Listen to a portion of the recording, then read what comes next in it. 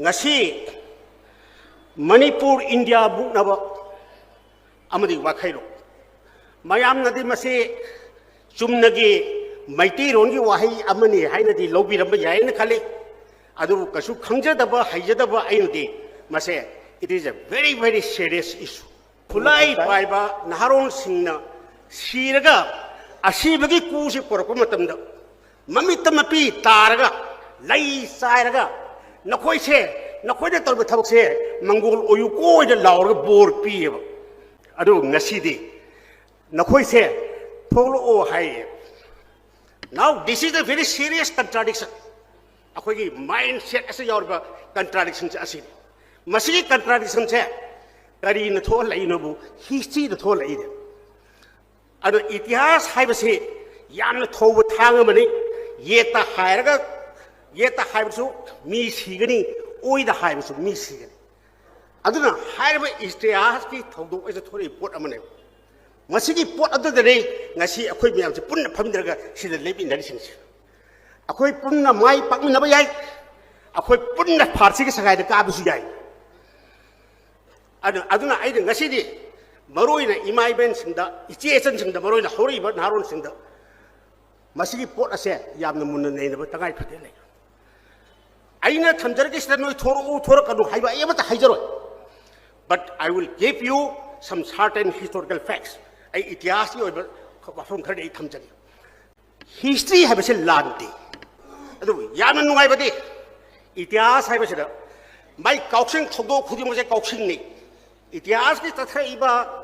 ising turen du ki lambi de chendar kauksing du bo khodi kar koi historical event ko masigi event ase thorpo khuding do akhoi people sing wakhalon jaga de mi ki wakhalon sing se adum change tawre akhoi mase aina ka change tawi ka phung chung ya pot change se nature de por ka de aduna ngasi di kari ki damakta yamna samna haibada akhoi na hai Bharat ta Manipur na pullu ba se madugi punni na bagi torkum matamda kana na punsi hai hai tari akhoi na hai ga punthi bane akhoi gi mi da khoi tabu kharadi yarab yai tangbu kharna yaram da yai adu matam adu ki sarkar puri ba matam adu ki yamna maru ba direct la swai ba singna matam adu ki political party aso ba singna Bharat ta Manipur se punga da ba de se hai badi resolution copy agon lai aduna hairiba maduna maram oiraga nasai Manipur se pulluri matamati miyam na khalle akhoi Bharat ta Manipur se pulluraga di akhoi si yamna nungai ya thaba adu lebam oiradi mi singa se yamna khudong chaw phagadi lari la sai ban haron purba se thabak to ba phagani tham achow ba kari haiba se matam adugi punjandri ngai da leramba matam di wakhalo madugi basakta matam adu hajukudi dharma gi ahum ba kalai matam adu dadi Manipur da leriba randi toriba kambu singa se masigi 90% de mahaki sumangda sridham na badi lein khajaba kambu ne akhoi da muri gasi lap khajari magi sumang sida khoi leriba binabun gi krishna do mai sumangda lein khajaba adu gi mindset ne madugi mindset ne maram oraga akhoi di Bharat basini akhoi di Aryan ni akhoi di Bharat ka pulla ka akhoi nuai ka dam ni akhoi Bharat basini che matam adu mi ne lowe aduna history engom batanda ngasi gi amno ka bo upaga chahi yang thai history yang ba roi nang history ye gai ta ga di nang gi mindset to chahi yang thai chakho adu gi yego only when you will get answer ana masigi issue se lakwa ka da Masi tore adu kari gi damata Manipur da lal ho bagi maram su oire ibnu hai bisigi yamna sago course mayam le harbo question kari yawi political factor cultural factor economic factor administrative factor ai samak Manipur da kamana lan hor thige hai da revolutionary movements in Manipur ai aran ibne adu masi da yaursi magi political factor lai ne economic factor legani cultural factor legani abasu ngasagi hari administrative factor ada khwadi ni maru poksakti political factor kari no hilai bano haiba matamda मतमदरा Bharat से पुल कांदा पुनबल लोइरब मतुंग दरी मसिगी इशूसे लाक मतम सेदा अखोई सी भारत लेबा अतोपा state से अखोई से मानव थाक लेगनी हाइबसे मतम अदुगी रांति तौरिबा अहल लमन सिंगना खंजेगिबो अदु लाइब फबदगी अखोई से पार्टी स्टेट ओंधरे अदना इंडिया दा भारत पुरिमक्ता मणिपुर ना ख्वाइदगी यान हाना अखोई सबालोक एडल्ट फ्रेंचाइज इलेक्शन नाइबसे मनी इंडिया दा इलेक्शन करिनो से खंगदेदा मणिपुर तौरबने so from that angle Manipur की प्रजा सिंगी वाखलोन मणिपुर की प्रजा सिंगी मियंग से मसिदा ngасidi mayamna इंडिया की मिले हाइरबे लो सिंगी अखोई थाउजेंड्स टाइम हेले I think we should proud of it मसिगी दम अखोई चौथोक थोपने अदु अखोई ngасidi हे खारगा मीना अदु तौब्रो मीना तौ अखोई से मीने तो अखोई होगोकनी यादरब्रा हे खारगा तो अखोई मीने तौब्रा ऑफिस तो दai मंत्री सिंसु दai हार अखोई जा खसि खंगरिसिबो आसाम दा खदब्रा अदुदे आसाम ने बखों हामदे मथक मणिपुर हाबा यादरब्रा असगी इशूसे मसिगी माइंडसेट जको लोथोकदब मसिगी माइंडसेट जको लोथोकदब अदुना मिंगोंदा तांगे हिंनी अखोईदी पैरासाइट ओइगनी मिगी मखों सु खुरमगनी हाइना खल्लिबा मिदो काइदोलसु तखोपगो काइदोलसु तखोपगो अदुना मसिगी इशूसा मतमदरी ngасagi khoi khudong chau phungakle adigi employment phungakle economy da mayang myam chari mayang na khoi economy lohre matamam da imai ben singna phi saraga adigi wai khappaga self sufficient job economy le ramani adu manipur na bharat pullo matung dagidi hek dai marwari prong cha haijallaga marwari gi mokhok mulak khoi lui turu rabne अदुगा इमाई बेंची फी कंग्रे सारब फी लो लोइग्रे पुनमसे मयांग बाबूजी बाबूजी न पद्म होग्रब अन मसिगी historical necessity से अखोई इमाई बेंची न पुन खंगमिदब तगाई खोय मसिद मरब ओरगा नारोन कया अखोई मथवाई कत्रे अमम तौरे अदुबो हिस्ट्री द पोरप चेंजिंग फेनोमेनन कया मा खुल्ला पहौरे हाइब लाप हरप सिंसे मरम ओरगा ngасidi अखोई सिदा प्रॉब्लम कया बा फेस तो बहोरे हनकी थोइबा थौदोक्सिगी मतंगदा I don't like to blame anybody अदु सिमदी यंग क्लियर ओय करिगिनु हाइबना अखोई ngасidi खर पिल हाइजरगा मणिपुर सिदा ब्रॉडली अखोई मैतेई दे कुकी ने नागा ने अहुम मसला सिलगा मणिपुर की पॉपुलेशन से साइड मसिगी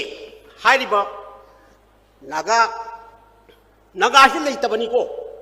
ब्रिटिश ने सेमबनी कुकी एबसु लेतबनी ब्रिटिश ने सेमबनी अदुना ब्रिटिश ना मणिपुर पानबदा ख्वाइदगी फजब खुदोल से कइनो नागा हाइबम का कुकी बु पुथोमे अखोइदी कुकी खंगे तांखुल मराम माउ अदु हाइदा खंगनब गातनी ngасidi पुनमसे ब्लैंकेट अमगी कोफर कुपसलगा सिना नागानी सिना तोरगा कम्युनिटी वाइज थमगा मसिना मणिपुर असिगुंबा यामना साथि बखलगी इथनिक क्राइसिस थोरनबगी लंबी से मसि ब्रिटिश समबने मसिगी प्रोसेस ला मतुंग द कमाई तोगेबो मसागिदी होजिकी पोर्टल एकद अखोई मैतै लांदी कैदोबगी लांदी नो फाइनो तंद अखोई मणिपुर की हिस्टोरिकल रिकॉर्ड अखोईदा बयाम खंबिरबनी को लाइक लाइक सोहिबा गातनी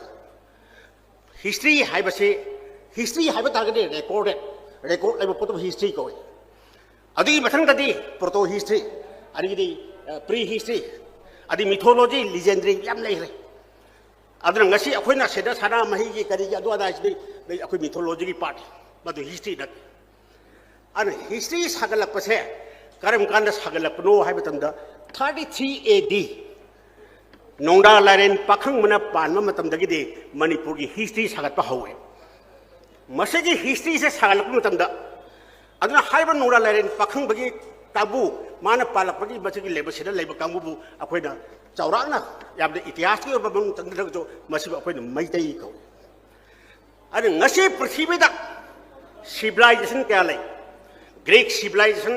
Roman civilization Mesopotamia civilization Harappan civilization Mohenjodaro civilization अखोई सुमेरु सिविलाइजेशन याम लेरे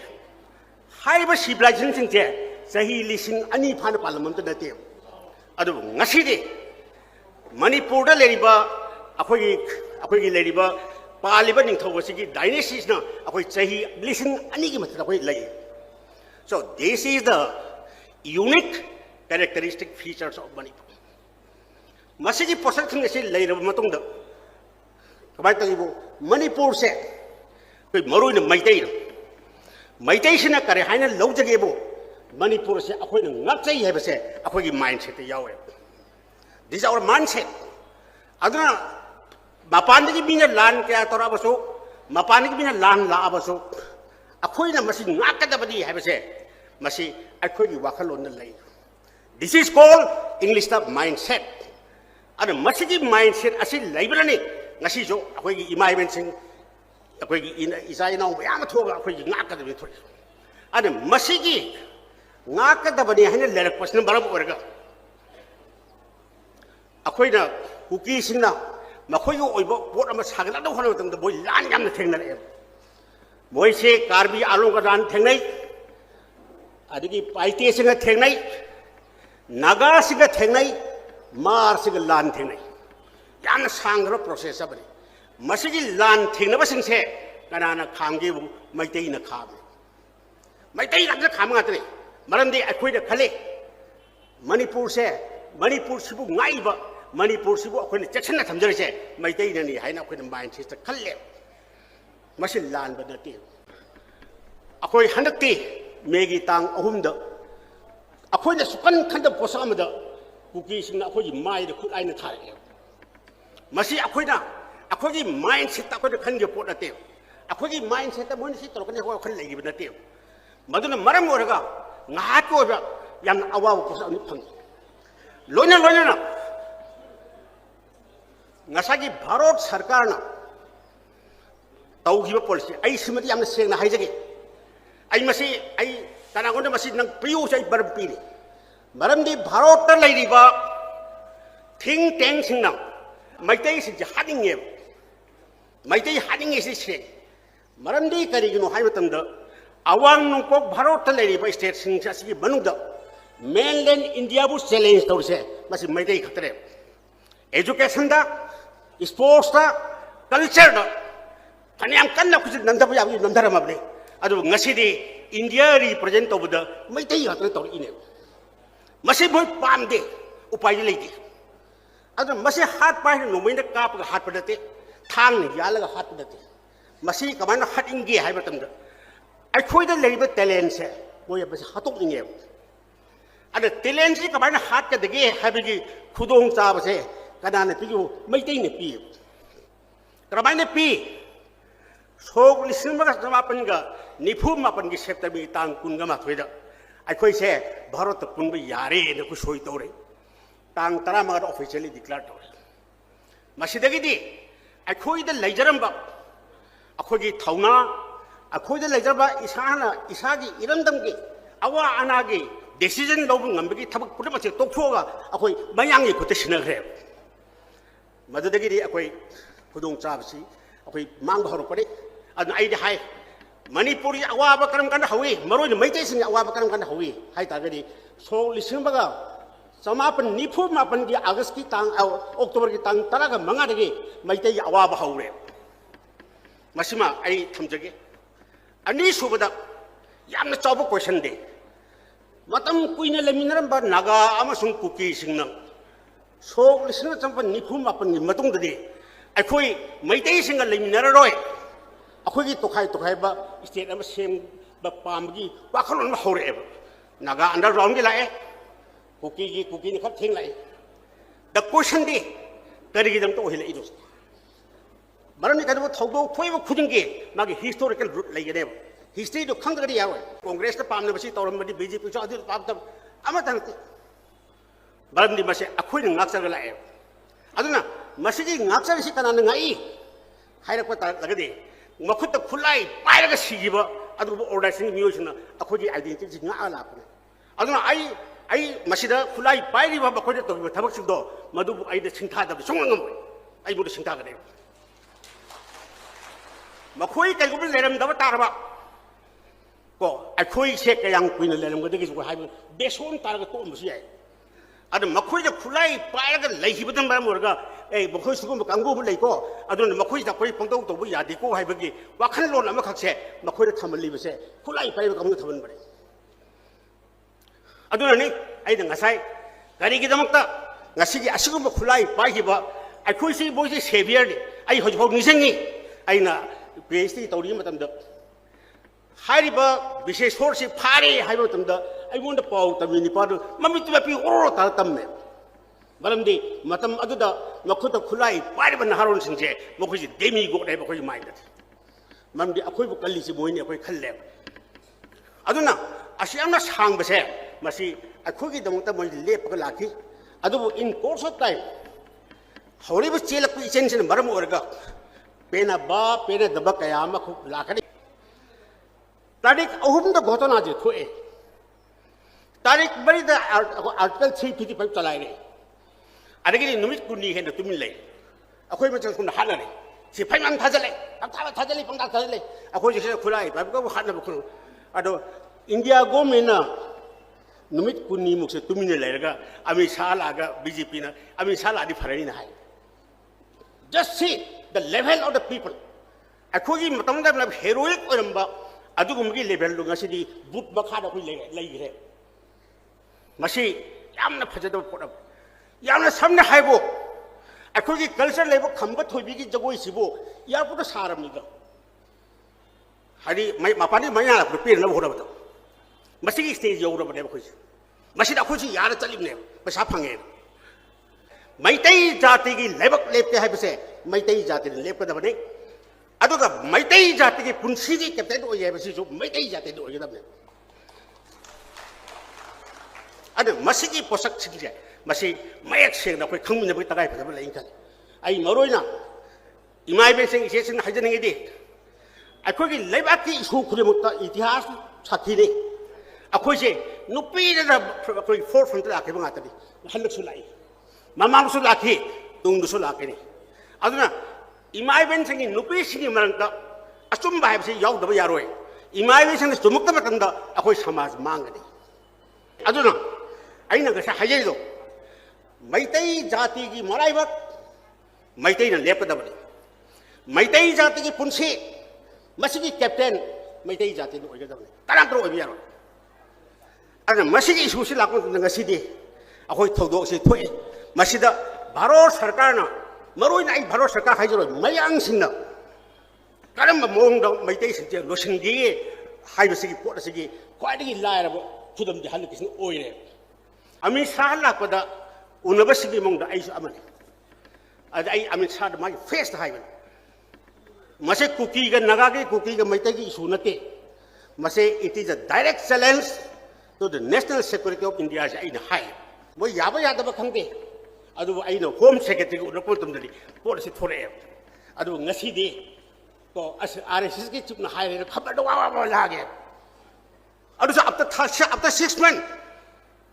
फरे मसी अखोगी फॉरेन 11 तौदानी ngasi बदु करि थबो लखलिगे ngasi फावबदा होजिक फावबदा फॉरेन 11 चंगे चिबुन यार फावबदा करि थबो लखलिगे कसलो खते नाउ द प्रॉब्लम दे करि लागे मतंद अखोगी हिंबा अमजु सीबी क्वेश्चन में लाइबे now it is a question of our survival मसीगी इशूसे लाको तम कई लाको तक अखोगी ओइ पोट खर लाई मरमदे अखोगी अखोइबे लै को अखोई मी खुरिमके अखोइबे लै अखोगी द खरिगे लाइबक थीबसे अखोगी मीगी नातोन मना पकपा फतब दखु उ फंगेबो आइगी नातोन मी मान पकपा उ फंगदे अदुना अखोइसे अचुम पोट खर तौसे हाबे तारगदे आइगी नातोन मांगना लाइबो फतब पोट उ तम दरकार ओय अन अखोइदसु असौबा असोइबा कयामक अखोइद लै मसीगी असोइबसिंग असे मसी पुनम असी यंग मतंद अखोइ करी दरकार गो अखोइ माइंड सेट चेंज तो दरकार ओय आइ ngasi हाइजरी बसे मसी युमद खनबियो अदु कमाइ तो चेंज तगदी हाइबदसु खनबियो अदुगा माइंड सेट चेंज तौदबदी नेक्स्ट स्टेप त मकै लेरोय सिमदai समसेन हाइजे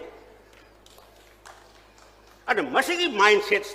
असी चेंज तौबसिदा करम कनाला खरिगे मरोइबिगो इमाइबेन सिंग हेन दरकार ओय मरमदी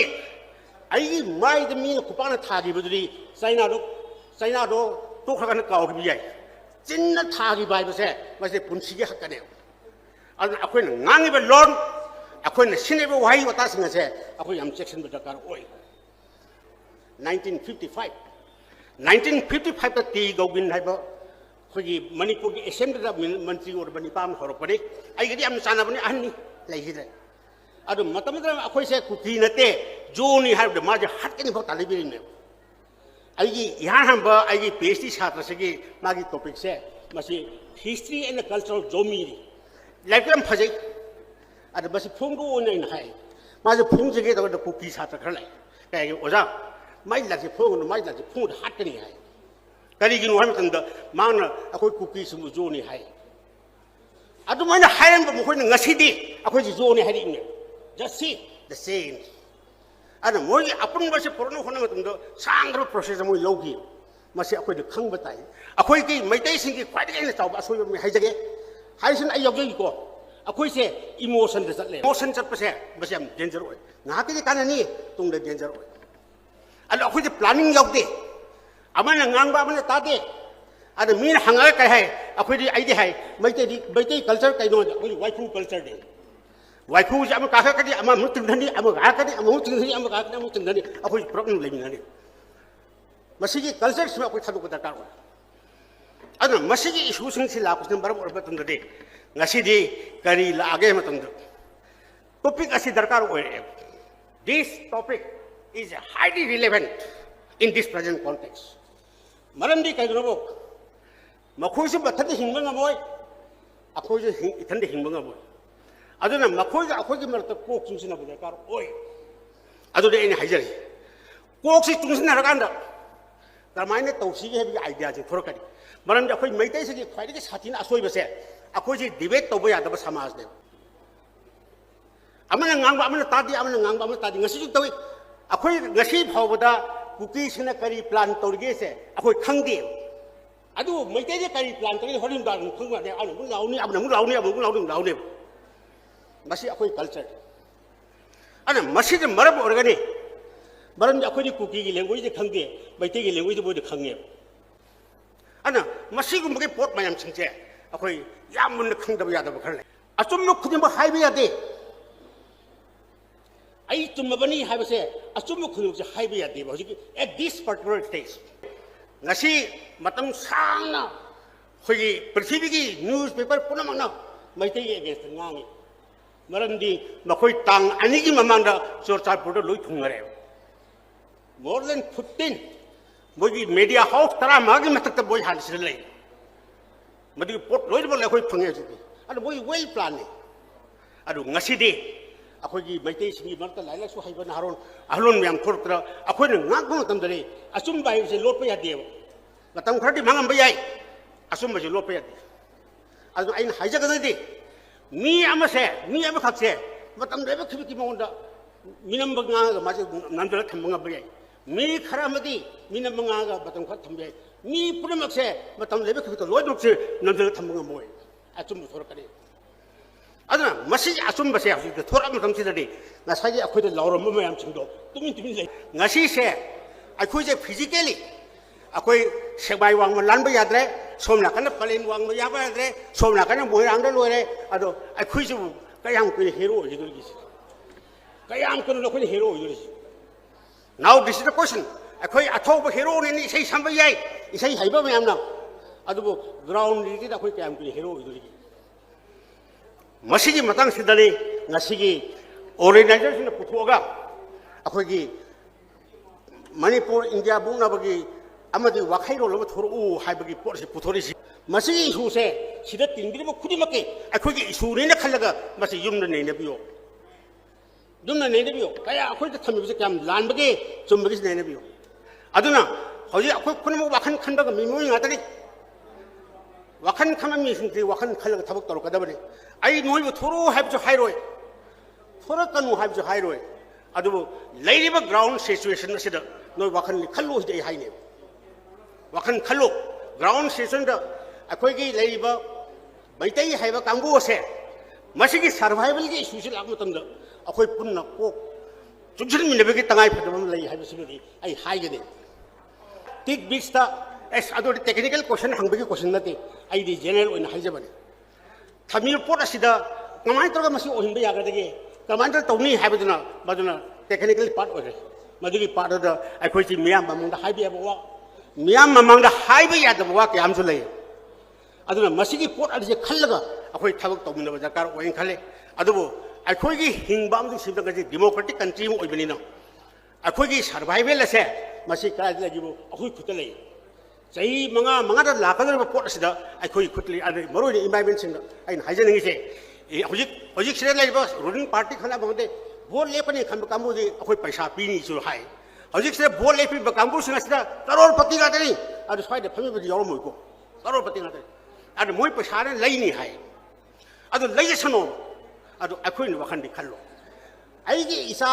ꯅꯠꯇ꯭ꯔꯒ ꯑꯩꯒꯤ ꯏꯌꯥꯝꯕ ꯅꯠꯇ꯭ꯔꯒ ꯑꯩꯒꯤ ꯃꯔꯤ ꯃꯇꯥ ꯐꯠꯇꯤ ꯌꯥꯝ ꯐꯠꯇ꯭ꯔꯕ ꯃꯔꯤ ꯃꯇꯥꯗꯣ ꯑꯩ ꯐꯠꯇꯦ ꯑꯁ ꯑꯗꯨꯕꯨ ꯑꯩꯗꯤ ꯃꯔꯤ ꯃꯇꯥꯅꯤꯅꯦ ꯍꯥꯏꯕꯗꯤ ꯌꯥꯔꯣꯏ ꯂꯆꯤꯠ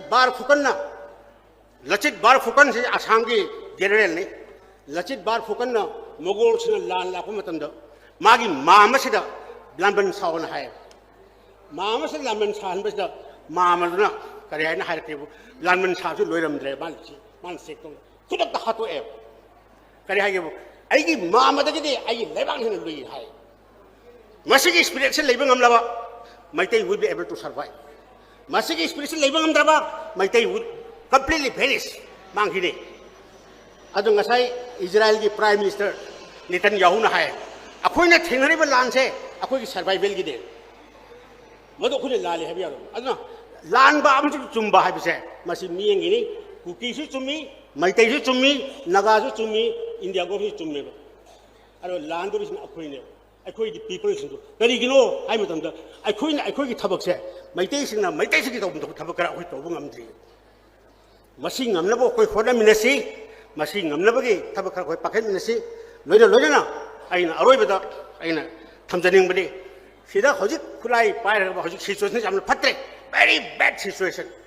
ꯑꯩꯈꯣꯏꯁꯦ ꯍꯧꯖꯤꯛꯁꯤ ꯃꯌꯥꯝ ꯈꯪꯕꯤꯔꯝꯅꯤ ꯈꯜꯂꯤ ꯍꯧꯖꯤꯛꯁꯦ ꯃꯇꯝ ꯑꯃꯗ ꯈꯨꯟ ꯉꯥꯛꯄ ꯀꯥꯡꯕꯨꯁꯤꯡꯁꯦ ꯐꯥꯕ ꯍꯧꯔꯦꯕ ꯀꯣ ꯐꯥꯕ ꯍꯧꯔꯦ ꯃꯁꯤ ꯍꯟꯗꯛꯇꯤ ꯐꯥꯕ ꯀꯥꯟꯗ ꯁ꯭ꯋꯥꯏꯒꯤ ꯂꯨꯄꯥ 10 10 ꯄꯤꯔꯒ ꯖꯃꯤꯟ ꯊꯥꯕꯒ ꯌꯥꯕꯒꯤ ꯋꯥꯗꯤ ꯂꯩꯇꯦ ꯃꯁꯤꯒꯤ इशूꯁꯤ ꯂꯥꯛꯄ ꯃꯇꯝꯗꯗꯤ ꯑꯩꯈꯣꯏ ꯄꯨꯝꯅꯃꯛꯁꯦ ꯍꯤꯡꯃꯤꯟꯅꯗꯕ ꯌꯥꯗꯕꯒꯤ ꯇꯉꯥꯏ ꯐꯗꯕ ꯂꯥꯛꯄ ꯃꯇꯝꯗ ꯑꯩꯈꯣꯏ ꯀꯣꯛꯁꯦ ꯄꯨꯟꯁꯤꯜꯂꯁꯤ ꯑꯗꯨꯅ 아다 레비기바 야는 와칸 와노 레비 까무수 와칸 칸비유 하이브 와함승지 하이저가 아이 마얌들이 비자이도리